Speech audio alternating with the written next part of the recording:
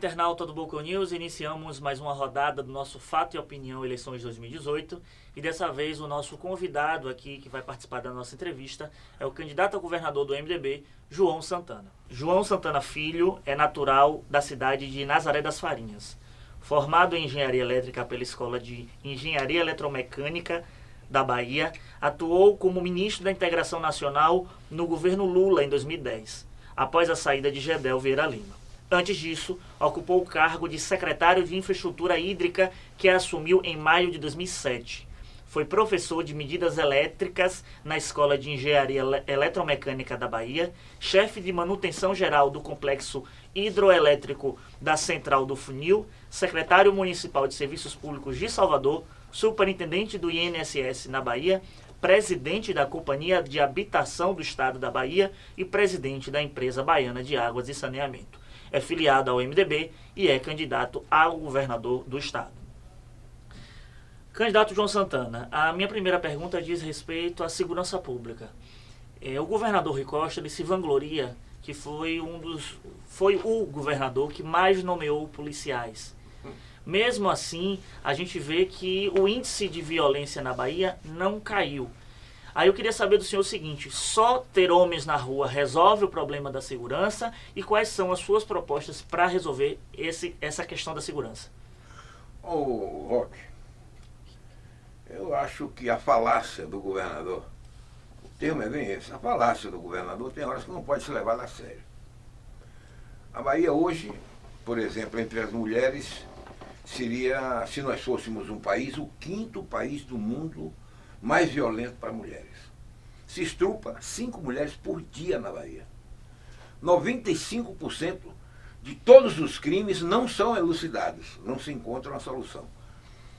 O que ele disse que fez não foi nada mais, nada menos do que repor os quadros que entraram para a reserva, que deixaram de funcionar. Nós temos hoje 32 mil policiais militares na área militar. Desses, 4 a 5 mil estão em funções burocráticas. As organizações internacionais que tratam de segurança pública admitem, se você fizer a conta, que a Bahia precisaria de 60 mil policiais.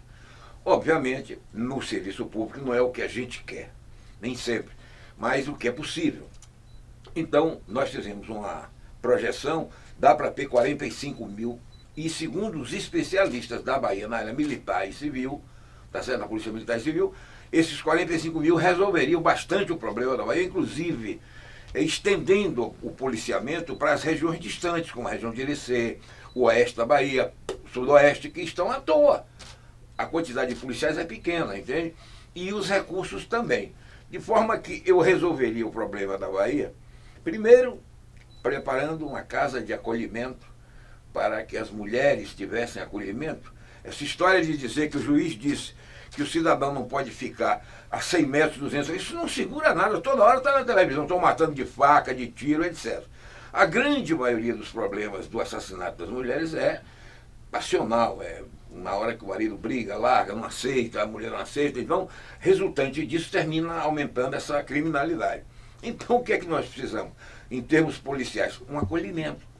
Você precisa ter casas de acolhimento suficientes para receber essas mulheres durante um período em que as coisas se atenuem, digamos assim, se reduzam, para ver se reduzimos bastante a criminalidade aí. Agora, o que é que a Bahia precisa no seu policiamento?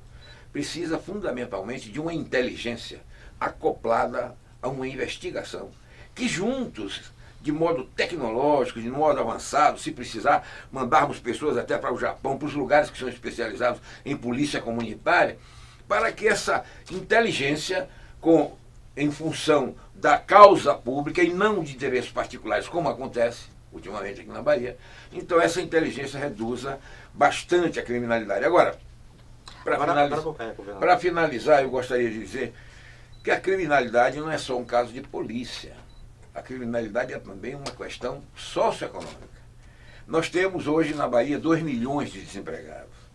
1.400.000, dentre esses 1.400.000, você tem 1 milhão de jovens entre 16 e 24 anos, aqueles que a ONU diz que são os vulneráveis. 1 milhão dessa quantidade que tem na Bahia, 1 milhão aproximadamente está nessa faixa etária, mais 400 mil e mais 600 que deixaram de procurar emprego. Estão vivendo no empreendedorismo, de um carrinho de mão, disso, daquilo, estão se virando e desistiram praticamente de procurar, principalmente na zona rural, de procurar emprego, porque não tem maior habilitação e não tem vaga de emprego. Então estão vivendo lá, criando seu porquinho, sua galinha e fazendo o tempo passar. Então, no dia em que nós tivermos reduzido esse desemprego na Bahia, a Bahia é campeã nacional de emprego, Agora, de desemprego. candidato, Então, no dia que você tiver reduzido Temer, isso, o presidente eu Temer ouço fez você, uma proposta eu ouço você, um minuto. Sim. No dia que nós tivermos reduzido essa quantidade imensa de desempregados, não totalmente, é impossível, porque para mim depende da economia nacional. Então, a Bahia pode, a partir da sua economia, coisa que os governadores da Bahia, alguns deles, eu não quero nem citar nome aqui, o último nem se fala, o Rui não tocou na economia da Bahia. A economia da Bahia se resume à área agrícola, quando eu digo agrícola, é agropecuária, pesca, etc. A área turística não existe até, olha, acabou a EBBA, acabou a Bahia Tussa, não recuperou o centro comercial. Nós estamos à toa nessas áreas, que são as áreas básicas que dão empregos sustentáveis. Entende? A gente vai falar sobre esses assuntos ao longo da entrevista, porque a gente tem, por causa do tempo. O presidente Temer fez a intervenção militar no Rio de Janeiro. Né? O que o senhor pensa sobre isso? Né? O senhor é do partido do presidente Temer, né? O senhor acha que seria uma solução para a Bahia, a intervenção militar? Não, ele não está nessa fase ainda. Por mais desgraçada que seja a nossa situação, não está. Pelo seguinte, Salvador é uma cidade que está beirando 3 milhões de habitantes. E o Rio de Janeiro tem, só no Rio de Janeiro, 7 milhões e meio. No Grande Rio dá quase 10 milhões de habitantes. Favelas que, se você passar de avião e olhar direito, como é que vive aquele povo ali? Então é muito difícil a estrutura, digamos, policial no Rio de Janeiro. Entende? Se iniciou esse processo e o presidente Temer não fez porque quis. Fez solicitado pelo Rio, aprovado pela Câmara Federal, pelo Senado, etc. Muitos então, dizem que foi para não voltar à Previdência. Isso, não, foi a questão política. Não, isso aí você já está interpretando. Você me fez uma pergunta, estou respondendo a pergunta que você me fez. Sim. Olhe bem, o Rio de Janeiro cabe, não, o Rio de Janeiro é uma cidade que está quase que em estado de guerra, permanente. São facções contra facções, a polícia brigando com a facção, do outro lado tem paramilitares, como é que chama, que vem em serviço, milícia. Milícias, etc. Então o Rio é uma loucura, a Bahia ainda não chegou nisso. Agora, se nós não tivermos cuidado, pode chegar. Então, existem medidas do ponto de vista policial que podem ser tomadas, que nós não estamos tomando, e existem medidas, digamos assim, da economia, que podem reduzir o número. Porque nesses 2 milhões de pessoas, você acha que não tem 20 ou 30 mil que não resistiram à tentação de ficarem marginais para conseguir algum dinheiro, até para manutenção de família? Acontece isso. Então, na hora que você diminui o desemprego e na hora que você atua com a polícia, você reduz o desemprego, não tenho dúvida. É diferente do Rio, que lá é uma calamidade aquele negócio ali. Só corrigir um ato falho meu, que eu acabei não apresentando aqui na nossa bancada aqui. Henrique Brinco, que é jornalista aqui de política do Boco News, e Eliezer Santos também, que é jornalista de política. Esse primeiro bloco são temas definidos, no caso a gente fez a pergunta de segurança pública, agora Henrique faz uma pergunta voltada para a mobilidade urbana. Pode fazer a sua pergunta, Henrique. Candidato, eu dei uma olhada no seu programa econômico, né, lá registrado no Divulga Cândido, lá do TSE, um programa até econômico mesmo, assim, tem 6 páginas apenas. Desculpa. E aí 8. Se alguém reduziu para 3, não é problema meu. Nossa, tem mais de 60. folhas. Sim, eu sei, mas eu saber. Vamos logo começar com uma verdade aqui. Sim. J. Veríssimo, um grande escritor, já disse que às vezes um livro se constitui numa obra e 10 livros não são coisa nenhuma. Eu mesmo sou escritor, tenho 5 ou 6 livros escritos, tenho uma cartilha escrita, mas não me considero ainda construtor de uma grande obra, você entende? Sim. Pode ser que amanhã ou depois eu faça um livro e seja uma obra.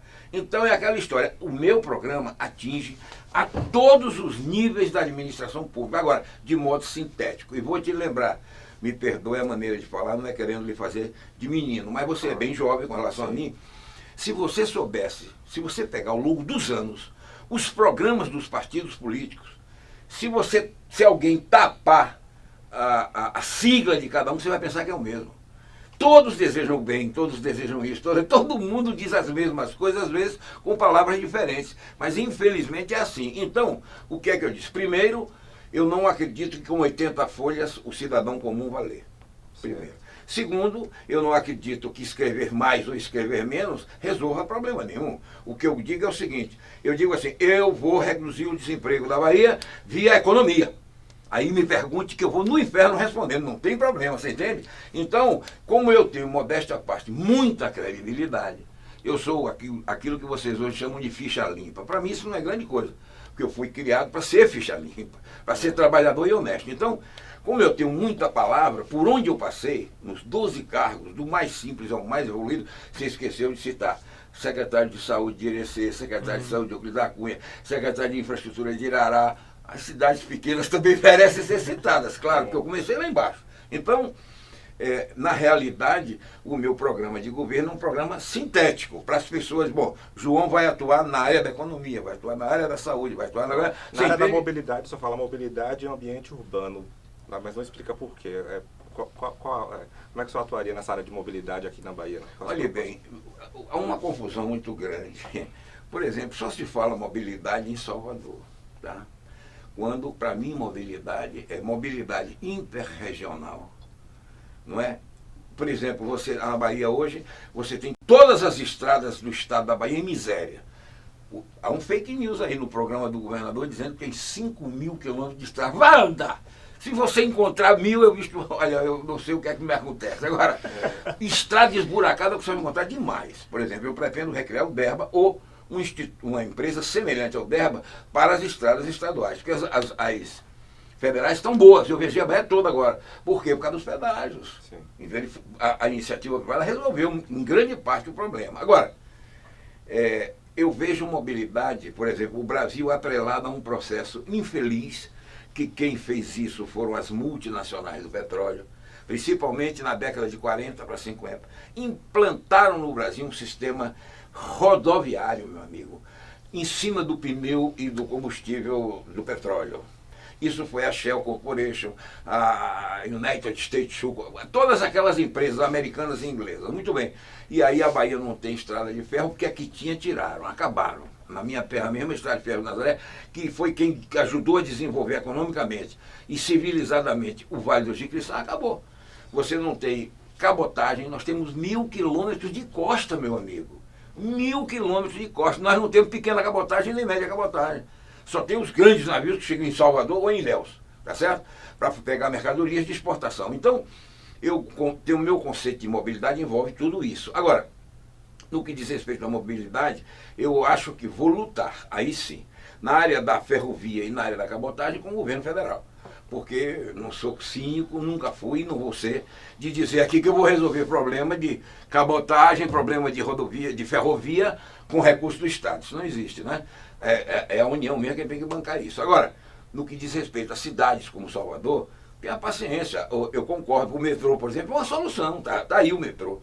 A única coisa que existe é que o governador da Bahia pegou 800 milhões do governo Temer, que ele tanto fala mal, e outra, minha avó dizia que ingratidão tira afeição. 800 milhões do governo do Temer está sendo aplicado no metrô daqui. Nem por isso, mal conduzido, mas para mim é uma obra válida. O Temer barrou vários investimentos para a Bahia, né? Os bancos, o governador Rui Costa precisou entrar até na justiça. Empréstimo, né? No Banco do Brasil de 600 milhões, 600 isso, milhões. Que foi uma celeuma toda. Sim, Romualdo, presta atenção. A unidade federativa são 27, eu fui ministro. Porque eu botei na Bahia 1 bilhão e 200 mais ou menos naquela época, fui acusado pela imprensa nacional, seus colegas, dizendo que a gente estava levando dinheiro todo para a Bahia. Um banco que o governo Temer segurou por questões políticas, não, assim, um minuto. O governinho do governador Rui Costa tapeou aqui em Salvador durante quanto tempo? 3 anos, Kassab vinha aqui, Dilma enrolava, dizia que o BRT ia sair, nunca saiu. Antes de ter o problema que aconteceu com ele, Gedel foi ministro durante 2 meses ou 3, com 15 ou 20 dias liberou o dinheiro do BRT no governo do presidente Temer. Agora, se você não sabia, agora vai saber agora. Além dos 800 milhões do metrô e aqui, o dinheirinho que foi feito, as policlínicas, foi de onde? Do Ministério da Saúde. De quem é o governo federal? Do presidente Temer. 18 bilhões de reais foram aplicados nesses 2 anos de emendas parlamentares, sem nenhum preconceito, sem olhar praticamente para que lado foi. Todos foram aplicados na Bahia através dos deputados federais. As alianças que foram feitas beneficiaram a Bahia sobre esse aspecto. Agora mesmo o nosso governador está botando no programa dele que a Bahia aplicou 2,5 bilhões na agricultura familiar. Meu Deus, é outro fake news. Olhe bem, primeiro o Pronaf é um programa nacional, dinheiro do governo federal. Segundo, até 2014 se aplicava 3 bilhões e 200. Caiu para 2.200, sabe por quê? Os 900 mil agricultores familiares que tinham acesso através da EBBA, que fazia os programas, foram derrubados porque a EBBA acabou, isso caiu para 400, aí 1 bilhão foi embora. Passou para 2 bilhões, ele fica botando que ele botou 2 bilhões. Chegou a 2 bilhões porque ele acabou a EBBA e não teve quem fizesse, digamos assim, os pequenos projetos. Você sabe que nos bancos, por menor que seja o projeto, por maior que seja, tem que ter um planejamentozinho, né? E o agricultor não tem condição, o pequeno agricultor principalmente não tem estrutura para isso. Então, quem é que faz isso? É o governo do Estado. Agora, quem é que vai fazer? Nós não temos mais assistência técnica, extensão rural, pesquisa para o pequeno e o mínimo. E olha que na Bahia, não chega a 95, 93 por aí, é agricultor familiar e pequeno.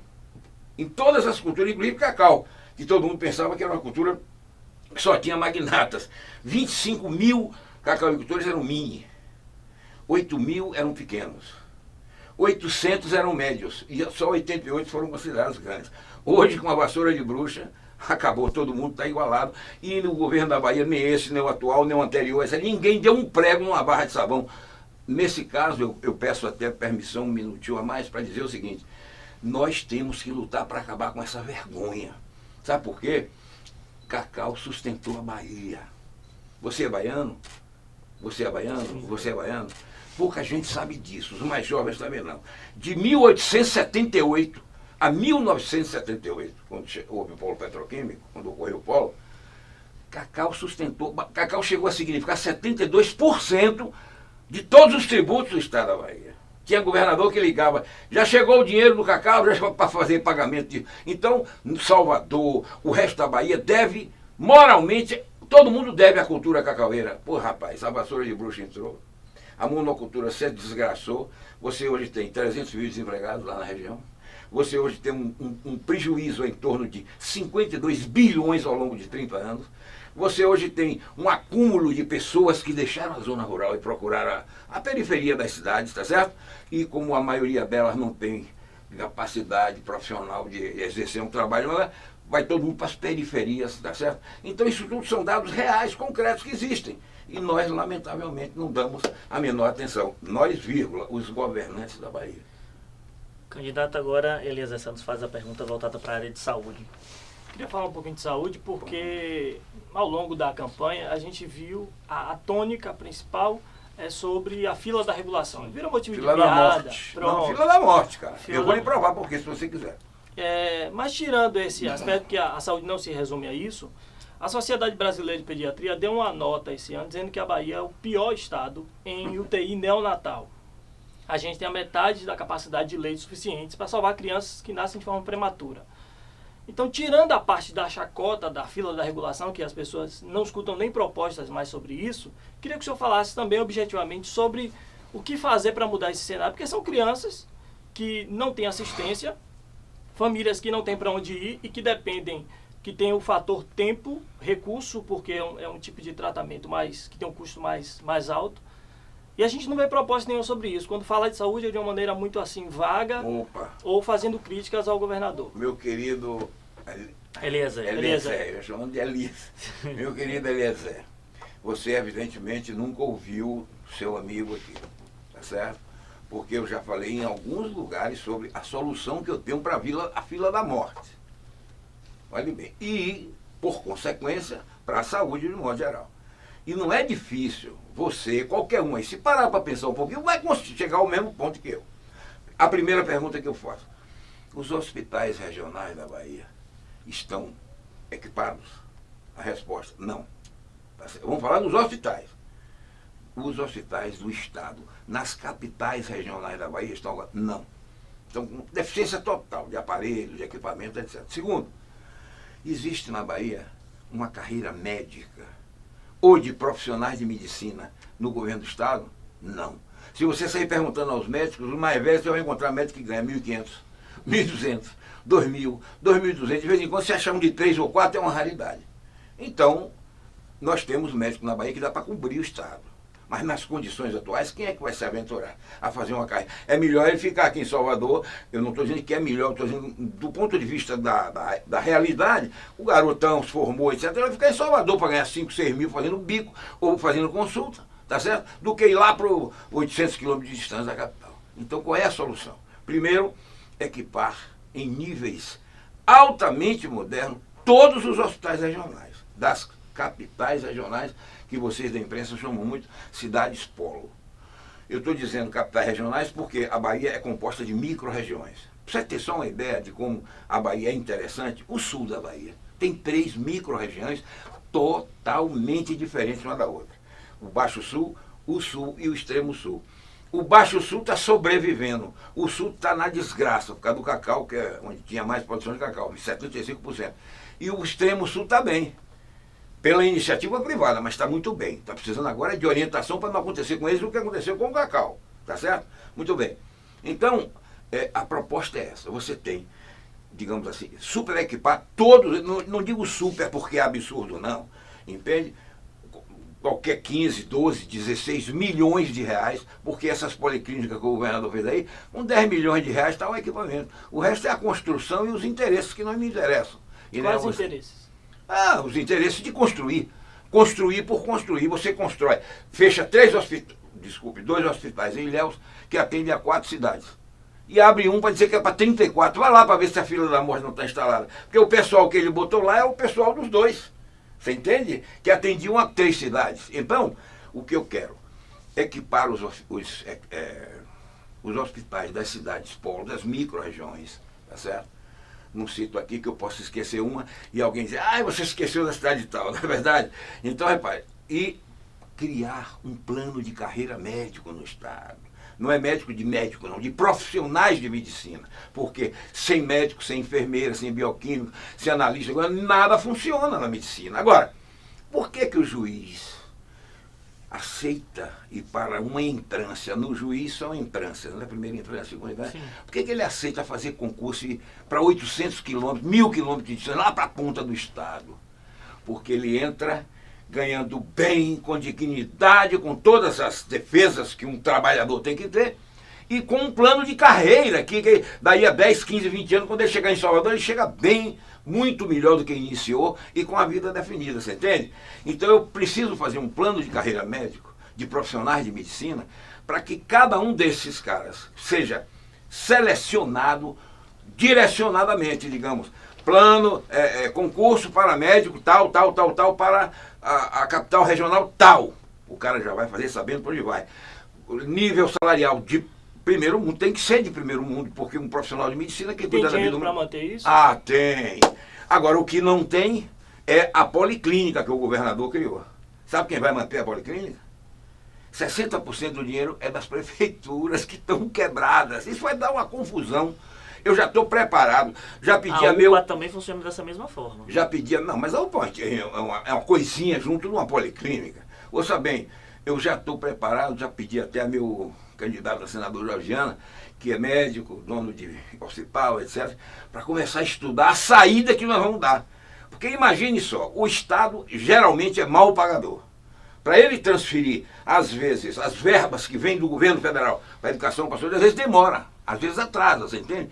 Avalia ele tirar do dele agora para manter uma policlínica que tem como 60% da responsabilidade os municípios. Já que você está falando de salário, o que o senhor pensa sobre a reforma da Previdência? O senhor acha que a proposta, por exemplo, do presidente Temer, que foi apresentada, que ele não votou, né? O que o senhor acha? Ele não votou, não. A Câmara Federal e o Senado, comodisticamente defendendo seus interesses, porque a oposição disse que votar na reforma era votar no cão. Aí todos os eleitores passam a pensar que é o cão. Agora, o cão é não votar, vou dizer por quê. Eu fui superintendente do INSS na Bahia. Tem isso, sei lá, 18 anos. Mas quando foi o governo de Fernando Henrique, nem me lembro mais. No fim do governo. 16 anos. 2001, 2002, certo? Olha bem, naquela época, o INSS arrecadava 84 bilhões por ano. Aos seus contribuintes, ele pagava 76, 77. Tinha lucro. Com todas as desordens, com todas as deficiências. mas a estrutura do INSS era absolutamente sadia. Aí reuniram na Câmara e no Senado e resolveram estender esse benefício, digamos assim, ao LOAS do Fundo Rural, que tinha acabado. Então, lá vai 5 bilhões. O 7 que sobrou já está encurtando para 2. Aí a Câmara reuniu, aí começaram a chamar de Ministério da Previdência e Assistência Social. Aí desgraçou o resto. Por quê? Os 5 bilhões eram assistência social que ninguém nunca pagou.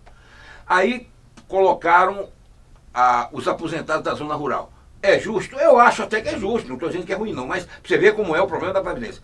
Aí, 14 bilhões a mais. Bom, aí nós já estamos num déficit de mais de 10, tá certo?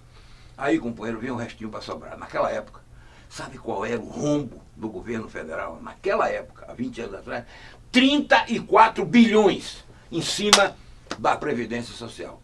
Isso evoluiu, chegou agora a 300, 400 bilhões. E se não modificar essa estrutura, vai acabar. Vai chegar um ponto como chegou no Portugal, na Grécia, no Chile. Alguns reduziram pela metade as aposentadorias e outros acabou até a aposentadoria. Veja que loucura é uma coisa dessa. Então, não votar. Discutir. Qual seria o modelo ideal para o Brasil? Não, a primeira coisa, escute bem, que eu acho que tem que ser vista com muito carinho é o seguinte: equiparar o sistema. Eu, por exemplo, fui ministro de Estado. Fui 12 cargos públicos importantes. Fui, na iniciativa privada, a alguns cargos importantíssimos. Sabe qual é a minha aposentadoria? 2.963. Está aí para quem quiser ouvir. Mas e como é que você vive? Ah, como é que eu vivo? Eu é quem sei. Para passar por tudo que eu passei, pagar bilhões como eu passei, precisa ser muito macho e ter um bom caráter para não ceder. Paguei porque eu sempre tive, a minha família não é como é que chama? Pobrezinha, sempre teve alguma coisa, roça, sempre teve casa, essas coisas. Então, eu me arrumei minha vida assim. Agora, como é que você sabe quanto ganha um funcionário? Vamos supor, do ministério tal, ou qualquer um que sirva no serviço público, se ele ganha 25 mil, ele vai aposentado com 25 mil. Que tal? Isso é justo? O cara que serve ao serviço público, seja estadual, aposenta com o último salário. O do INSS é a média dos 91 últimos salários. Aí você diz, você está ganhando injustamente? Não, eu estou ganhando justamente. Sabe por quê? Porque eu levei anos e anos como pequeno empresário só pagando pelo salário mínimo, você entende? Por conveniência na época, eu não tinha muito dinheiro. Aí resultado, quando somou tudo meu, só deu isso. Então é justo o que eu estou recebendo, não está errado. Agora o que não está certo é um cidadão ganhar 30 mil conto hoje e aposentar com 30 mil conto amanhã. Você entende? Essa é uma primeira grande diferença que tem que ser eliminada. Tem que se chegar, eu não digo tirar digamos assim, quando alguém ganha, tirar a estabilidade, não é a vantagem. Se você já está nisso há 20, 30 anos, aí paciência. Agora, daqui para frente, entrou no serviço público, o regime entendeu? Tem que ser, senão não vai dar. E depois tem um detalhe, nós estamos vivendo hoje 70 anos. Olha o Japão, 100 anos, 70 mil pessoas com mais de 100 anos. Nós vamos chegar a isso, cara. Nós vamos chegar. Quando eu era menino, se falava que morria com 49, a média. Hoje é 71, eu já estou até passando da média. Agora, o que eu quero lhe dizer é que, do jeito que vai, nós vamos ter cada dia mais pessoas sem operar, quer dizer, sem gerar mais recursos, olha bem, sem pagar a Previdência, porque já pagou, e quanto mais menos pessoas para cobrir isso, entende? Então tem que ser feita a reforma. Quem disser que não é para fazer é um irresponsável. Agora, os detalhes de como fazer a reforma é que merece uma discussão ampla, democrática, porque nada pode ser feito em corte na vida social. Tem que ser feita gradualmente. Candidato, eu vou tocar no assunto focado para a eleição, para a campanha. Eu queria entender por que o senhor esconde da sua propaganda o presidente, o seu candidato a presidente, Henrique Meirelles. Não há nenhum tipo de movimentação. É porque tira voto, desagrega? O povo da Bahia, internautas, o meu querido Roque também está um pouco desinformado. Victor está um pouquinho desinformado. Olha, no seu horário eleitoral ele não só de santinho meu não surge. Só de santinho meu com O candidato Meirelles tem 5 milhões de santinhos. Mas televisão conta mais, né? Querido amigo, não conta nada. O que conta é o santinho em cada casa. É chamada E peça. por que o senhor nunca trouxe ele aqui ainda? Eu nunca trouxe porque ele foi candidato agora, rapaz. Meirelles se tornou candidato. Esse aqui é o grande drama. Ele não pode... Que parece que vocês querem esconder. Peraí, rapaz. Deixa de ser bobo. O candidato melhor que existe no Brasil chama-se Henrique Meirelles. É o que conhece profundamente a economia. E sem a economia não existe mais nada, cara. Se o país não tiver uma boa... Não tem saúde, não tem educação, não tem segurança, não tem nada. Então ele é quem conhece profundamente a economia e já deu provas disso. Para encurtar a história, eu não sou capitalista, sou de formação socialista. Mas ele é tão ruim que o Banco de Boston botou ele 12 anos como presidente. E ele levantou o Banco de Boston, ganhou milhões lá, e inclusive está bancando a campanha dele, porque o MDB não tinha dinheiro para bancar. Na hora que dividiu para todo mundo, ficou pouco. Então ele está bancando a própria campanha. Eu tenho dito em todos os lugares que Meirelles é o melhor candidato, sob a minha ótica. Agora, entenda bem, eu também passo pela vida como Meirelles, com uma pequena diferença. Eu sou político há 50 anos, Meirelles não. Eu estou no MDB da Bahia, já fui presidente uma vez, e agora sou presidente de novo, uns 10 anos atrás, lá no tempo de Pedirujo, você lembra? Finado Pedirujo. Não, naquela época. Não, isso aí tem pouco tempo, ele não tem muito tempo não. Pedirujo morreu agora. Pedirujo morreu há poucos dias, é um grande empresário. Ah, sim. Inclusive, na área de comunicação, deixou um filho. Da Itapuã FM, Luiz Pedro. O Luiz Pedro, etc. Então, repare, eu não sou, eu tendenciosamente capitalista, não sou, ao contrário, eu sou tendenciosamente socialista. Agora, eu sou realista. Porque o socialismo que eu aprendi diz assim, qualquer realidade só pode ser implantada ao encontro da realidade socioeconômica e política do local onde você vai implantá-la. Implantar fórmulas, importar fórmulas, trazer, isso não existe. A única coisa que existe na importação que é benéfica é o know-how, o saber fazer, que determinadas nações estão muito mais avançadas, sabem, por exemplo, a gente faz os melhores aviões do mundo, aviãozinhos de carreira, leves, etc., da Embraer. Entretanto, meu amigo, a gente não sabe fazer um avião de guerra. Agora, porque um aviãozinho de guerra. É um know-how que a gente não tem ainda. Porque o presidente Temer também não é mostrado na campanha, nem sua nem de Meirelles. Não, porque ele vem primeiro, o Temer está saindo, né, cara? Temer está saindo. Segundo, você devia, e como eu, ajoelharmos, se acreditássemos em Deus, eu acho que você acredita também, e agradecer a Deus por ter tido Temer. Porque um político de carreira decidir, eu não serei mais candidato a nada, porque eu vou ter que tomar medidas impopulares para reordenar a vida do Brasil. E o cara fazer isso, pelo amor de Deus. Muito. Você está vivendo hoje com uma inflação equilibrada. Não me diga que inflação não é um problema grave. A gente está com a alta do dólar, o desemprego cresce, a gasolina batendo R$5. Foi ele quem errou. Foi a política de gestão dele. Veja você, como vocês da imprensa às vezes se equivocam. Quem criou a miséria da Petrobras foi Dilma, que botou gasolina e óleo diesel. Peraí, rapaz. Gasolina, não, escute bem, botou gasolina e óleo diesel abaixo do preço de venda. De custo. 2 aninhos levaram mais de 150 bilhões de prejuízo, só aí. Não vou falar em passadinha, em roubo, em nada.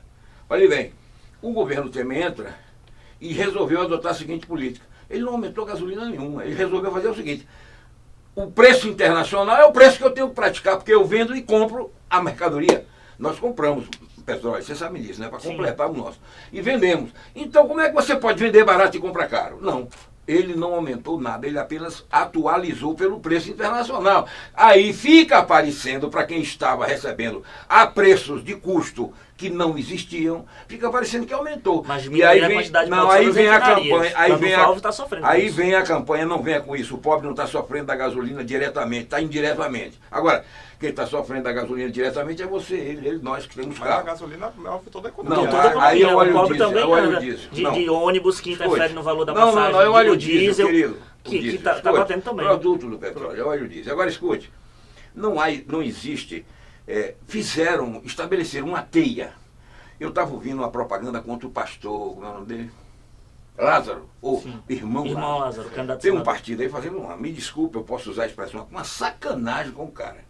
Olha bem, dizendo, você vai votar em quem votou na reforma da Previdência? Você vai votar em quem votou? Quer dizer, disseminaram quem disseminou isso? PT e PCdoB. Quem desgraçou o Brasil, o PT. Mesmo dizer que não é. Quer? Eu dou. Tem um presidente da República preso, uma presidente da República entrando agora num processo que vai terminar em prisão.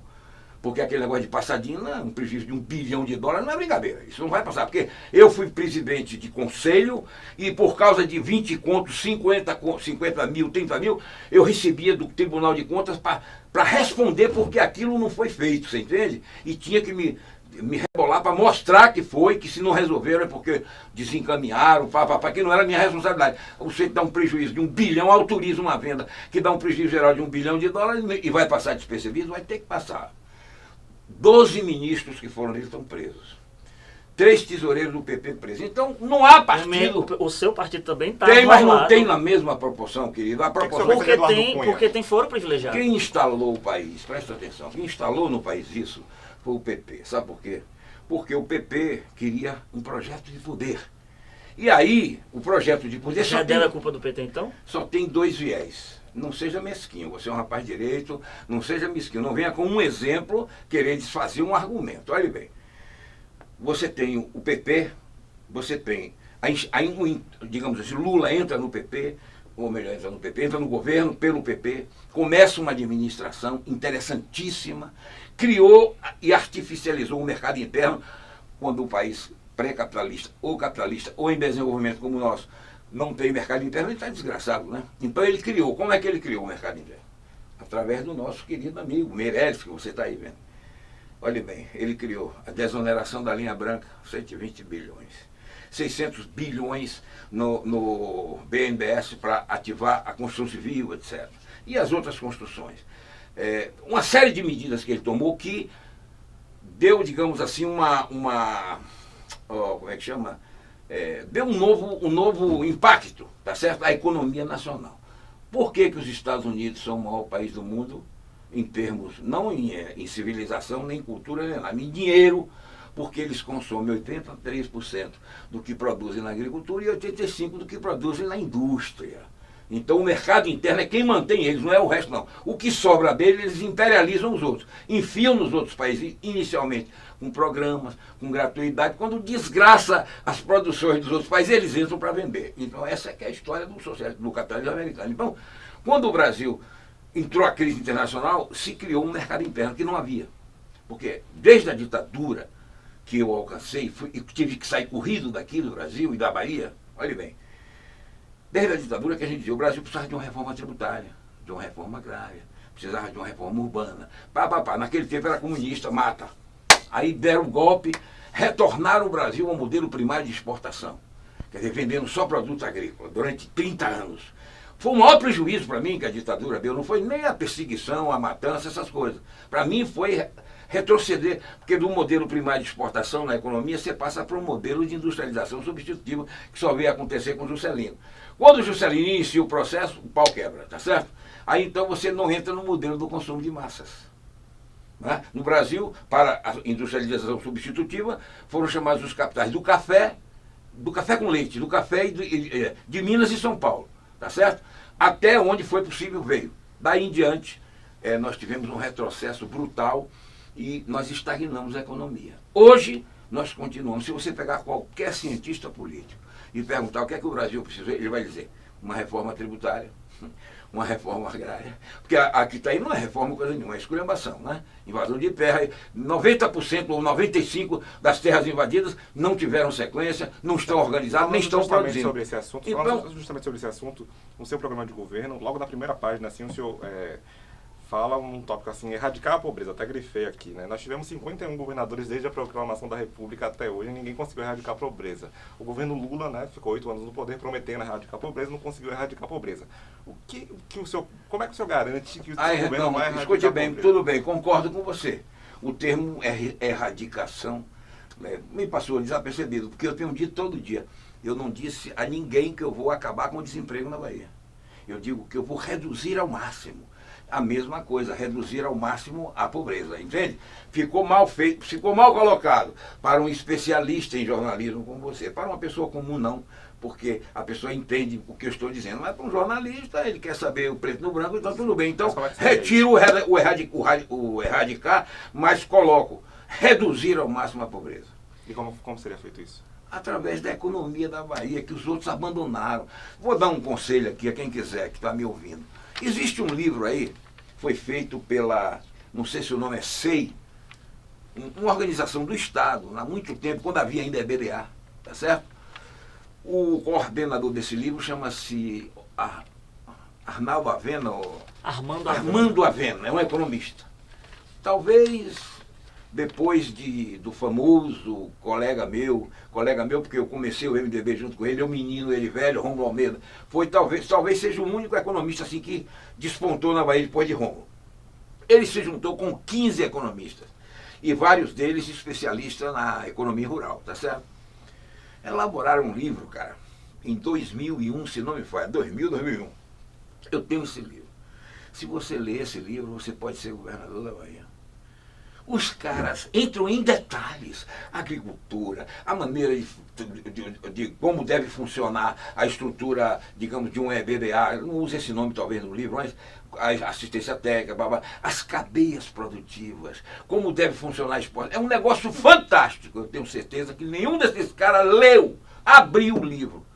Porque se abriu, são criminosos, porque lá tem um ensinamento que ele pode até não concordar na sua essência, filosoficamente, mas do ponto de vista prático, é um ensinamento fantástico que tem lá, entende? Então ninguém lê, ninguém estuda, Quer dizer, o cara faz um governo de 4 anos, 16 ou 17 policlínicas, com dinheiro do governo federal, e nem agradece.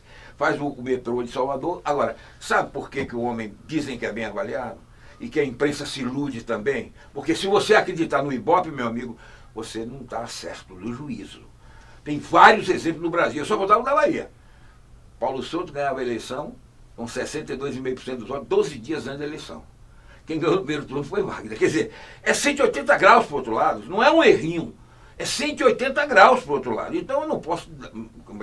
O Ibope não merece a nossa confiança sobre esse aspecto, pelo menos, né? Então, você vê o governador dizer que é bem avaliado. Como é que é bem avaliado se... No crime nós somos o pior do Brasil, na educação nós somos o pior do Brasil, no IDH nós somos um dos piores. Se eu disser aqui, eu passo o tempo aqui lhe dizendo que nós somos piores. Por quê? Aí você diz, João, mas mesmo assim nós estamos vivendo. Estamos, e quando alguém lá fora me diz que baiano não trabalha, baiano gosta de festa, eu digo, aí é que está um milagre. A gente faz a festa e ainda produz para sobreviver. Está entendendo? Candidato, então essa que é a realidade. A gente precisa passar agora para o segundo bloco desse nosso momento, nosso Fato e Opinião, eleições 2018. Estamos entrevistando aqui o candidato a governador pela Bahia, pelo MDB, João Santana. Nesse bloco, 2 componentes da redação do Boca News gravaram vídeos com perguntas para o senhor. O primeiro vídeo é de Carolina Góes, nossa coordenadora, que faz o seguinte questionamento, a gente vai acompanhar. Olá, candidato. O senhor escolheu para o cargo de vice em sua chapa uma mulher e chegou a declarar que essa escolha não se deu pela saia que ela veste. Conforme o relatório do Fórum Econômico Mundial, as mulheres terão que esperar cerca de 81 anos para atingir a igualdade econômica no ambiente de trabalho. Caso eleito, quais são as suas propostas para reduzir a desigualdade de gênero? Olha, em primeiro lugar, eu tenho dito até, e vou parar de dizer para não ser mal interpretado, né? Eu nem me preocupa muito essas desigualdades, porque para mim eu não vejo isso como desigualdade. Para mim, LGBT, como é que chama, todos esses grupos têm direito a ser o que quiserem. Eu tenho que respeitar, nós temos que respeitar, é uma individualidade. Você só pode criar problema quando a coisa é coletiva. Se qualquer um grupo desses, de gênero ou de racismo, quiserem assumir posturas que invadam a postura de outros grupos, aí a gente não pode aceitar, porque aí não é democracia, concorda? Então pronto, então eu não tenho preocupação com isso, porque eu costumo fazer assim, eu acato a pessoa do modo que ela é. Agora, eu não sou, digamos assim, jamais eu seria cretino, sabe por quê? Eu não gosto que ninguém bata a mão em minhas costas, nunca bateram, dizendo, tá vendo, você disse aquilo, não. Eu posso até dizer uma coisa e ser mal interpretado, mas negar uma realidade que eu falei, eu não nego nunca. Por exemplo, eu terminei de dizer aqui sobre o negócio do assassinato das mulheres, a casa de acolhimento, eu acho que foi aqui nesse programa que a gente já falou, muito bem. Então eu não tenho nada. Se eu escolhi a Jeane Cruz, Jeane é uma moça que nasceu aqui na periferia. Ela tem tudo para ser alvo de preconceituosos. Ela é filha de negra, como eu sou trineto de escravo de meu trisavô, um português. Ouça bem, ela nasceu aqui na periferia, filha de uma negra, pobre. Nasceu na periferia de Pau da Lima. No tempo que ela nasceu, o Pau da Lima era bem miudinho ainda, não é como é hoje, grande, né? Muito bem, criou-se ousadamente, se tornou militante política há 17, 18 anos, no tempo que se proibia dar aula com base nas orientações de Paulo Freire, vocês já souberam disso, que ouvi isso no Brasil, ela era professora lá nos Alagados, dentro da metodologia de Paulo Freire. Não é retada, né? Então, Jeane continuou e casou-se, infelizmente lá não deu certo, a gente não quer saber por quê, mas teve 3 filhas, são 3 meninas lindas, uma está formada, a outra está a caminho e a outra está começando. Muito bem criada. Jeane se tornou pedagoga, ela inclusive tem uma deficiência, não tem um braço aqui, né? Então, repare, ela se formou pedagoga, ela depois se formou em Direito, tá certo? E hoje, tem horas que a gente brinca com ela, diz, você é uma milagreira. Hoje ela é empreendedora, tem um colégio, se não me engano, de umas 400 alunos. Imagine só essa mulher, o valor que essa mulher tem. Agora, como empreendedora, agora na classe política, você tem que exigir da pessoa que ela seja, eu diria assim, politizada. E ela é bastante politizada. E vou dizer mais. Politizado, para mim, não é um indivíduo que é de qualquer maneira popular ou populista. Para mim, é como eu digo, eu não chamarei para o meu governo um cidadão que seja só tecnocrata, que tenha o mérito de ser tecnocrata. Eu quero que ele seja meritoriamente um bom técnico, mas que ele tenha também um lado de sensibilidade pública. Porque numa indústria você pega seu diretor e diz assim, eu quero resultado tal, e ninguém tem nada a ver com isso. Mas na vida pública não, você está mexendo com dinheiro público, com as pessoas, todo mundo é empregado. Queira ou não, de presidente da República a porteiro de uma escola, todo mundo é empregado público. Então tem que ter sensibilidade pública ao lado do mérito, certo? As duas coisas. E Jeane tem as duas coisas. É um dos esteios que eu tenho na área da educação, quando governador, porque ela conhece profundamente a área, ela se envolveu em não sei quantos congressos e seminários sobre educação, tem pontos de vista extraordinários sobre o assunto, e eu diria assim, o que eu mais admiro, o termo eu não sei se é válido eu dizer aqui, ela é peituda. Peituda significa é corajosa, entende? Eu não gosto de gente fraca, entende? Eu gosto de gente que tem atitude, que saiba assumir as suas posturas, tá certo? Essa semana mesmo vai acontecer um negócio inusitado. Eu tenho um comício no interior, ou uma carreata no interior, no dia que vai ter uma reunião no negócio dos no Instituto dos Arquitetos. Eu, lamentavelmente, não vou poder ir. Ela disse, eu topo. E vai lá me representar. E vai conversar, e vai dizer o que pensa, e vai ser respeitada, você entende? Então eu não quis dizer, quando eu me referi à saia da mulher, porque todo mundo diz, botou porque era mulher, ou botou porque quer prestigiar. Não, eu quero prestigiar as mulheres, mas do mesmo modo que eu prestigio o homem. Se ela for valorosa, se ela tiver, como eu disse assim, pique, tiver capacidade de trabalho, tiver mérito e tiver sensibilidade pública, ela vai para lá. Então, por isso, ela é minha candidata a vice-governadora. Tá certo, só mais, a Carol perguntou quais seriam as ações. Então, o senhor não faria nenhuma ação para promover a desigualdade, ou para diminuir a desigualdade de gênero? Não, querido, presta atenção. Olha bem, você tá num universo aí agora, você tocou num universo que é muito amorfo, não tem forma.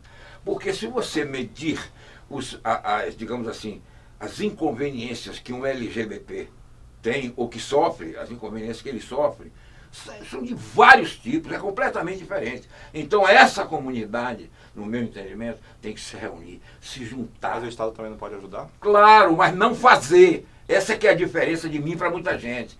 Eu não sou Papai Noel e não vou ser governador Papai Noel. Se você vem de lá com sua equipe de jornalistas defendendo uma causa, pleiteando uma causa e me convence que é justa, você leva, você está entendendo? Não sou eu quem vou dizer como é que jornalista vai viver, tá certo? Porque quem conhece o jornalismo são jornalistas. Tem a obrigação, pelo menos, de conhecer muitas vezes mais do que um leigo em jornalismo, concorda? Então essa é a realidade. Eu vou prestigiar todos os movimentos, desde que eles tenham atitude, desde que eles se apresentem e vão encontrar em mim uma pessoa que vai, digamos assim, recebê-los de braços abertos, aprovando o que eu achar que é correto e o que eu não achar que é correto, dizendo lealmente para discutir e chegar a um determinado ponto. Candidato, a segunda pergunta é do nosso coordenador também aqui do site Boco News, Aparecido Silva. Vamos assistir. Olá, candidato. A Bahia hoje vive um cenário crítico quando o assunto é desemprego. Os jovens, por exemplo, terminam o ensino médio, um curso técnico, uma graduação e, por falta de experiência, enfrentam uma série de dificuldades para entrar no mercado de trabalho. Como o senhor pretende solucionar esse impasse, permitir com que o jovem que termine hoje o seu estudo tenha uma maior facilidade de entrar no mercado de trabalho? Meu caro Aparecido, esse é um dos temas que eu tenho, que eu considero pilar na luta contra o desemprego. O primeiro é a agricultura, a economia agrícola, o segundo é turismo, que são as atividades que mais empregam no mundo, todo mundo sabe disso, e a terceira é a educação do ensino médio. Você disse que as pessoas se graduam. Querido, me desculpe, não estou querendo diminuir ninguém, mas não se graduam em nada. As pessoas que terminam o ensino médio, hoje eu sou convidado às vezes para uma formatura de ensino médio, já não estou indo, porque eu fico com pena. 50, 60 jovens, arrumadinho, todo mundo comemorando sua formatura. De quê? Formatura em quê? Um ensino médio, inclusive, mal elaborado, como o IRBEB disse agora, que na Bahia, estudante do nível médio não sabe matemática e não sabe interpretar texto. Veja que desgraça. Mas tudo bem, eu não estou brigando por isso. Porque tem também os poucos, mas uns poucos que são bons alunos e sabem tudo. Mas olha bem, o que eu vou fazer, Aparecido, o que eu vou fazer, Aparecido, é simples, eu já disse. Eu vou pegar, inicialmente, uma escola, a mais importante escola do Estado em cada capital regional. A exemplo do que eu vou fazer na medicina, cada uma. Cada escola dessa vai se transformar numa escola de tempo integral. E vai trabalhar com os alunos, como faz a Escola de Engenharia de Artes e Ofícios da França, que está no Brasil há anos, funcionou muito na Escola Federal da Bahia e hoje não sei nem se está funcionando, mas é uma escola fantástica. Você prepara o aluno ao mesmo tempo nas humanidades no caso é no ensino acadêmico, para possibilitar que ele prossiga para o vestibular. Diga-se de passagem, só 10% no máximo conseguem isso, né? Então 90% fica chupando o dedo. Então essa segunda etapa do ensino médio, aliás, eu vou me referir aqui ao ensino médio de uma forma mais antiga. Você fazia primeiro o ginásio, depois o curso científico, aquele negócio. Sim. Então quem termina o científico da atualidade, quer dizer, o nono ano, sei lá, ensino médio, básico, vai terminar sabendo o suficiente para continuar. E vai terminar formado em alguma carreira técnica. Para isso, nós temos, inclusive, no Ministério da Educação, não sei se vocês sabem, e lá existe divisão do ensino superior, divisão do ensino médio, e divisão do ensino secundário, e divisão do ensino industrial. Só que não é só industrial. Ele envolve o comércio, envolve a agricultura, etc. Mas veio com esse rótulo, tá certo? Para diferenciar dos outros ensinos. Digamos, na área de engenharia forma um engenheiro prático, mais prático do que teórico, como forma a universidade. Na área de agronomia a mesma coisa, e assim sucessivamente. Mas prepara o aluno para, ao terminar o curso médio, ele ter a possibilidade de continuar estudando ou definir a sua vida profissional. Por exemplo, e aí eu vou fazer isso observando, evidentemente, as características regionais. Por exemplo, eu não vou botar uma escola para ensinar, digamos, mineração e metalurgia em Irecê. Lá a escola vai formar técnicos nas diversas áreas da agricultura. A região é eminentemente agrícola. Se eu venho para Camaçari, eu não vou botar uma escola de agricultura, tá certo? Eu vou colocar uma escola que prepare técnicos em eletricidade, mecânica, etc., que as indústrias do polo precisam e necessitam. Então, se eu boto uma escola dessa em Jacobina, vai ser mineração, metalurgia, que lá é região de mineração, entende? Existem esses cursos. Agora, evidentemente que isso leva, meu filho, no mínimo 1 ano para equipar as escolas e para formar os professores, porque os professores, para esse tipo de colégio, têm que ter, digamos, uma preparação, entende? Só, o tempo está curto, né? Tá Já está muito contando curto, aqui. Só uma última contando. pergunta. O presidencial Fernando Haddad defendeu um diálogo com o PSDB, né, no eventual segundo turno. A gente sabe também que o José Dirceu também deu declarações aí defendendo também uma possível conversa com o MDB no futuro também e tal. Né, no eventual segundo turno entre Bolsonaro e Haddad, ou Bolsonaro e Ciro, né? Como é que o MDB deve se comportar? O MDB vai ficar neutro? Bom, eu não posso falar pelo MDB, eu falo por mim. Porque nem como presidente do PMDB da Bahia eu vou falar. Quem disser agora que alguém vai ganhar ou vai para o segundo turno na eleição presidencial, ou quer ser Madame Beatriz e devia botar uma tenda, uma bola de cristal para ganhar dinheiro, adivinhando, Ou então tá louco, pô. Ninguém tem condições de dizer nada. Agora mesmo saiu uma pesquisa, onde Bolsonaro foi para 33 e o Haddad foi para 12 ou 14, sei lá. Já Mário Kertz hoje, num comentário, disse, eu vi, o dono da pesquisa, a encomenda da pesquisa é feita por um sócio de uma empresa que tem um cara do Bolsonaro. Quer dizer, é brincadeira. Paulo Guedes. Hein? Do Paulo Guedes, eu que não é sei o exatamente, os nomes eu não possível gravei. ministro da Fazenda. Então, de Bolsonaro. repare, nós não temos hoje, a grande revolução desse ano é que vai ser da urna a única estatística que vai valer. Você está entendendo? Outra coisa, agora... Eu acho que o senhor vai para o segundo turno. Eu acredito porque, presta atenção, eu sou alternativa, tá certo? O Zé Ronaldo, bom amigo, bom companheiro, etc., é representante do carlismo, do time de Antônio Carlos. O Rui é representante do time do PP e de Antônio Carlos. Falante dele, praticamente só tem ele e vai. O resto eu não vou dizer nome aqui que não interessa, tudo do carlismo. Esses dois grupos estão na Bahia há 35 anos, se botar os dois. Resolveram o quê? Me diga. Se eu chegasse aqui agora para lhe dizer o que Wagner perdeu no polo petroquímico, você ia sair daqui escalarizado. O polo têxtil, o polo verde. Rapaz, as arrumações que fizeram com os débitos da Braskem. Nosso tempo está muito Tá certo, apertado então já. eu vou terminar, mas eu estou querendo Sim. responder. Às vezes o cara tem Preciso 2 encerrar. minutos, mas então não deve fazer certas perguntas, porque é impossível Não você pode, responder. pode. Cada tempo. Não é verdade? Se você me fizer uma pergunta que eu tenha que responder com 10 linhas e aqui eu tenha que responder com 2, Mas você tinha que me mandar uma quem já tá semana perdendo antes tempo, pra eu cara. ir treinando até sintetizar, não é verdade? Mas voltando ao que você perguntou, que já me desviou, você... Não, era só isso mesmo. Eu acho Sim. que vai estar no segundo Se vai turno. estar no segundo Não foi Eu respondido, respondido. acho, sim. olhe bem, Já foi preste respondido. atenção. E por que eu acho que eu vou estar no segundo? Primeiro, porque eu sou a única alternativa. Sem demérito para ninguém. Mas eu sou a única alternativa. Por quê? Os grupos que estão no poder, aí você diz assim, mas João, e seu grupo? Eu digo, não estou. Eu já fizemos aliança. Aliança, por um determinado objetivo, não significa união. União é quando ela é molecular, concorda? Água e óleo no mesmo receptáculo, eles se misturam? Não. Então a aliança é água e óleo No misturados. segundo turno, você apoiaria a Rui ou o Zé Ronaldo ou não? Ou ficaria neutro? Olha, se eu dissesse aqui que eu apoiaria a Rui, só se houvesse um crime, uma barbaridade, uma coisa assim que não tivesse... porque depois do que eu estou falando do governo do Rui, o pior governo da história para os funcionários, é que a gente não tem tempo, senão eu ia citar um por último, 16 itens aqui. Ficaria neutro ou apoiaria? Só para Sim, finalizar. querido, eu não sei. Olhe bem, Bom. isso é uma decisão que eu tenho que tomar com meus parceiros. Tá Com o respondido. PMDB, tá certo? Não é sozinho. Agora, eu ainda acho que na reta final agora, nós vamos fazer muita surpresa, vamos causar muita surpresa, até porque se você soubesse como eu estou sendo recebido nos interiores, né? E aqui mesmo na capital, aqui eu tenho tido...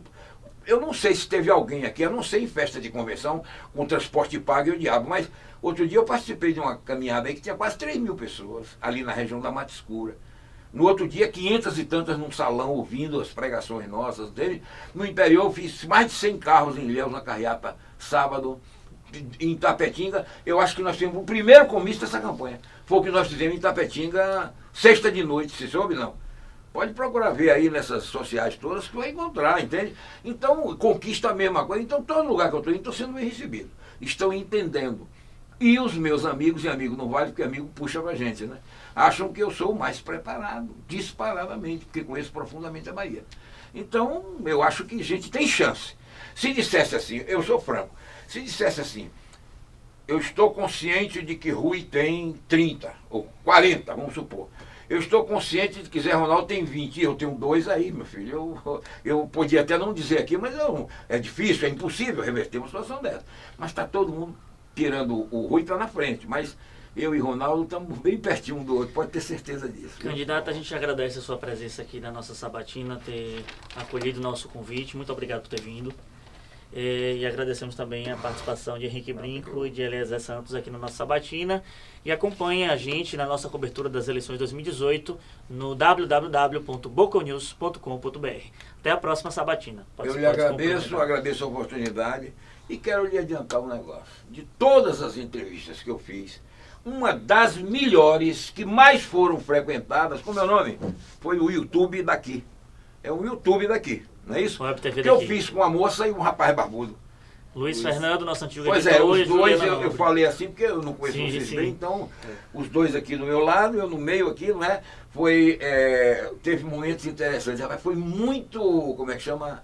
Muito frequentada, como é que se chama? Muito visualizada. Muito acessada. visualizada. Até um amigo nosso, Alceu, que já foi prefeito de Pedrão 2 vezes, que me ajuda lá no partido, nessa campanha. Alceu disse, João, precisamos de mais umas 2 dessas, porque foi porreta. Quer dizer, estou confessando a você, porque a gente tem que dizer, as outras todas são boas também, etc. Mas essa chamou a atenção porque é como se fosse na televisão, pô. Você está entendendo? Você abre o celular e pá, aí você ouve a conversa toda. Eu espero que essa seja assim também. Será. Será. bom. Então, gente, agradecemos você por ter nos assistido e até a próxima sabatina. Número 15, hein?